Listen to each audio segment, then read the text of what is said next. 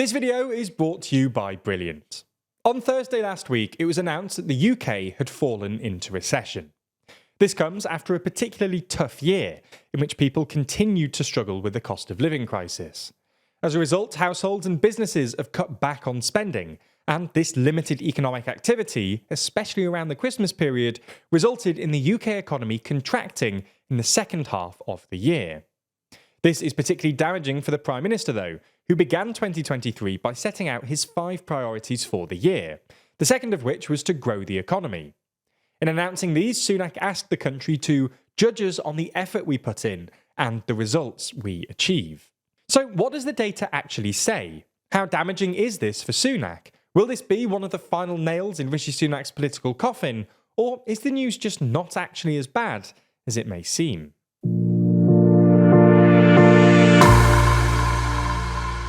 Before we start, if you haven't already, please consider subscribing and ringing the bell to stay in the loop and be notified when we release new videos. Now, before we get into all that, we first need to understand what's just happened. As we mentioned at the start, on Thursday the 15th of February, the Office for National Statistics, or ONS, stated that gross domestic product, or GDP, fell by about 0.3% in the 3 months leading up to December, i.e. the fourth quarter of 2023.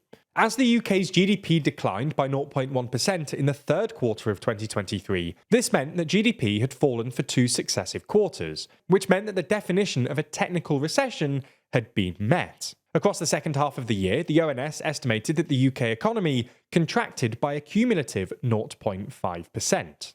Discussing how this happened, the ONS pointed out that households felt under pressure from high prices and high borrowing costs, the latter of which we'll get onto in a second. Liz McCohen, the Director of Economic Statistics at the ONS, pointed out that all the main sectors fell on the quarter, with manufacturing, construction and wholesale being the biggest drags on growth, partially offset by increases in hotels and rentals of vehicles and machinery.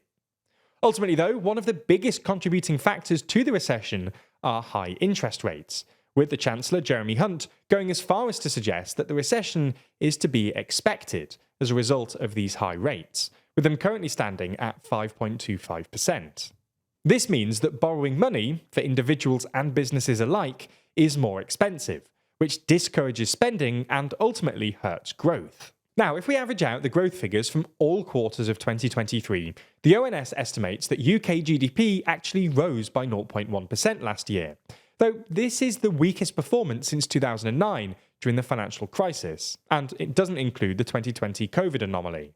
On top of this, if you look on a per capita basis, GDP per capita fell for a 7th consecutive quarter, which, according to the Resolution Foundation, is the longest period of continuous decline on record, going back to 1955. Now, in relation to the latest data, it's worth saying that there are some reasons why Rishi Sunak might not be too pessimistic. For example, the Governor of the Bank of England himself has stated that there are distinct signs of an upturn, and that the recession might already be over by this point, adding that this might be one of the mildest starts to a recession the UK has had. If you look at recessions going back to the 1970s, this is the weakest by a long way, because the range, I think, for the numbers for those 2 quarter numbers for all the previous recessions was something like 2.5% to 22% in terms of lost negative GDP. So minus 0.5 is a very weak recession. Additionally, as we stated earlier, one of the main reasons that the UK is in recession is because of high interest rates. Interest rates are an issue for the Bank of England, which is operationally independent from the government. Essentially then, if it were not for its 5 pledges, Sunak could try and argue firstly that the recession is only mild, and secondly that it isn't necessarily entirely his fault, as it's the Bank of England's decision to keep interest rates high, and that things could turn around soon. This wouldn't have been a get-out-of-jail-free card, though. His critics would still blame him for the recession, but it would have given him at least a bit of political cover. In addition to this, a stagnant economy is an issue that far predates Sunak. This inflation-adjusted graph demonstrates just how weak UK economic growth has been since the 2008 financial crisis. Over the past 15 years, the UK's GDP per capita has grown on average just 0.5% a year, a rate 5 times smaller than the growth rate in the preceding decade and a half. But with Sunak putting so much weight on his efforts to grow the economy, and by making it one of his 5 pledges, he's basically given his political opponents a prime opportunity to wield the recession against him. In fact, the Labour Party has already started to do this. Our economy is now smaller than when Rishi Sunak entered 10 Downing Street in 2022. Having spent years in the slow lane, Rishi Sunak has now put our economy into reverse. This is Rishi's recession. On top of this, the Labour Party media team have really lent into this, with them putting out multiple graphics referring to it as Rishi's recession. So, Sunak's rivals have already been using the recession as a way of attacking the Prime Minister and the government. However, they're also using it to demonstrate that he's failed in another of his 5 pledges. So far, only the very first of his pledges, to halve inflation, has been definitively met. Debt has not been falling, nor has the NHS waiting list, and the boats have not been stopped. The addition to this of not just a stagnant economy, but one, at least for now, in recession, only gives Labour more ammo in the lead up to the next general election. They're now able to point to the list of things that Sunak thought were the most important issues in the country and demonstrate that he's not succeeded at rectifying them. This is only made worse when you consider that Sunak's whole shtick when running against Liz Truss in the summer 2022 leadership election was that he was the candidate that could be trusted on the economy. When Truss's leadership imploded as a result largely of her economic policy, he was brought on precisely because of his economic credibility. And the data suggests that the public are losing confidence in him. Since October 2022, the proportion of people who trust Sunak to make the right decisions on the economy have fallen from 50% to 29%, with more people now trusting Keir Starmer.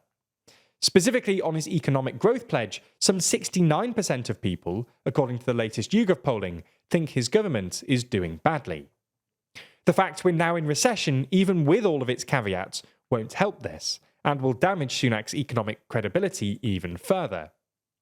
Luckily for Sunak though, with his party more than 20 points behind in the polls, the task of ending the UK's status as a stagnation nation will soon fall to the Labour Party.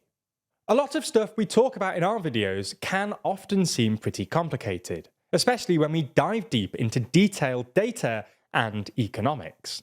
But there's a fun and easy way for you to learn more about these topics, which doesn't cost thousands of dollars or take years and years of studying.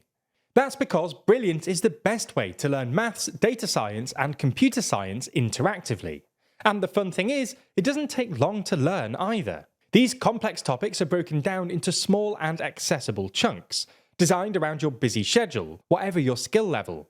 That means that if you spend just a few minutes a day, you can gain new knowledge over time, in an actually fun way. As time goes on, you'll get used to that feeling of learning too, because this isn't just about sitting down and reading. Brilliant teaches you by doing, using active learning to teach you the principles of otherwise quite complex topics, and ensuring you understand what's actually going on. So whether you want to brush up on your basic math skills, improve your employment prospects by learning about future technology, or just have fun with coding, then you can check out everything that Brilliant has to offer for free for 30 days by clicking the link below. Plus, the first 200 of you that sign up will get 20% off Brilliant's premium annual subscription. Thanks for your support.